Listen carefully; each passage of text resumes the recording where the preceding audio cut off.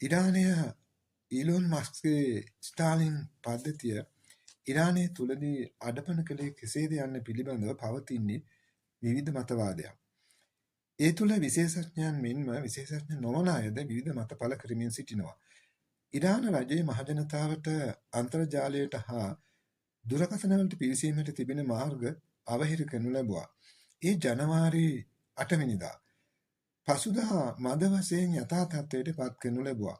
ඒ සමග දැඩි බාධා කිරීමද පැවතුණා. ඉරාන රජයේ ඇති වූ මහජන උද්ඝෝෂණ සමග දැඩි අර්බුදකාරී තත්ත්වයක් එම රට තුළ නිර්මාණය වුණා. එසේම ඉරාන රාජ්‍යය දැඩි අර්බුදකාරී තත්ත්වයකට මුහුණ දුන්නා.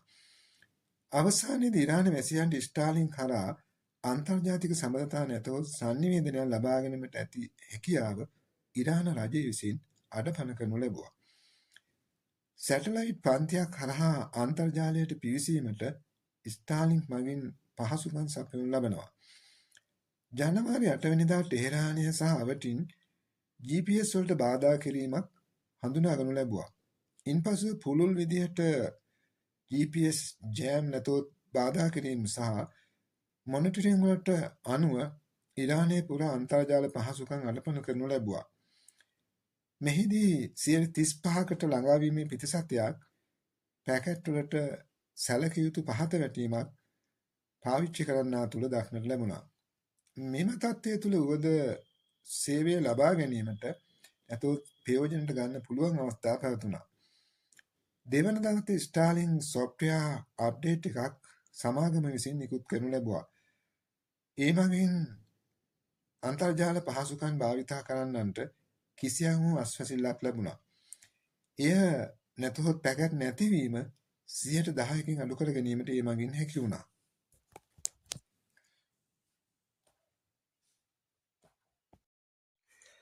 ස්ටාලින් කියන්නේ සැටලයිට් දහස් ගණනක ජාලයක්. විශේෂ ඩිස් එකක් සමග රවුටර් එකක් ක්‍රියාවලිය අන්තර්ජාලයට සම්බන්ධ කිරීමට අවශ්‍ය වෙනවා. ඉරානයේ මෙහිදී ස්ටාලින්ක් මධ්‍යස්ථාන 40000ක් අවහිර කරනු ලැබුවා. ඉරානයේ ස්ටාලින්ක් මත විශ්වාසය තබන GPS සිග්නල් අඩපණ කිරීම සඳහා හමුදාමය තාක්ෂණය භාවිතා කරනු ලැබුවා.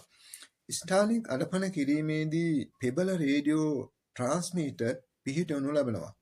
එමගින් ශබ්දය බිඳහෙළනු ලබනවා.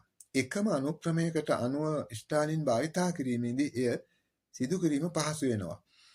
ඒ මගින් සිග්නල් ගිල්වා දමනවා. සමහරු විශ්වාස කරන්නේ ස්ටාලින් අඩපණ කිරීමේ තාක්ෂණය ඉරානයේ රුසියාවෙන් ලබාගත් බව.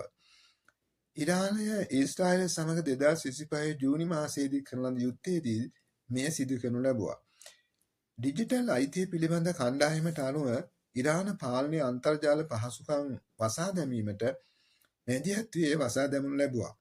එය පරිවහන ආරක්ෂක ස්තරය හා ප්‍රාදේශීය නාම පද්ධතිය සමග සිදු කරනු ලැබුවා. ස්ටාලින් වලට බාධා කිරීමේදී ඉරානය ව්‍යාජ ස්ටාලින් ඇප් එකක් විවෘත කරනු ලැබුවා. එසේ කරනු ලැබුවේ ජනතාවට ඔත්තු බැලවීම සඳහා නැතෝ ජනතාව ඔත්තු බැලීමට පෙළඹවීම සඳහා වෙනවා.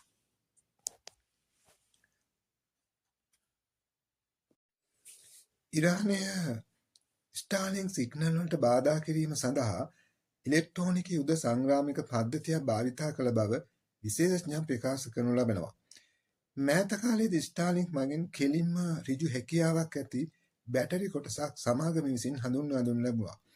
ඒ මගින් පාලකයන්ට ලෙහෙසියෙන් අන්තර්ජාල භාවිතා කරන්නන්ට බාධා කරන්න හැකියාවක් පවතින්නේ නැහැ.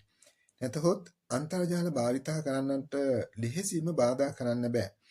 මේ ක්‍රමය මගින් ජංගම දුරකථන ඍජුවම ස්ටාලින්ක් සැටලයිට් වලට සම්බන්ධ කිරීමට බලාපොරොත්තු වෙනවා. එහිදී අමතර උපකරණ අවශ්‍ය වෙන්නේ නැහැ. ඔබත් මෙවැනි තොරතුරු පිළිබඳව දැනගැනීමට කැමති නම් මෙම channel එක subscribe කරලා like කරලා comment කරන්න අමතක කරන්න එපා.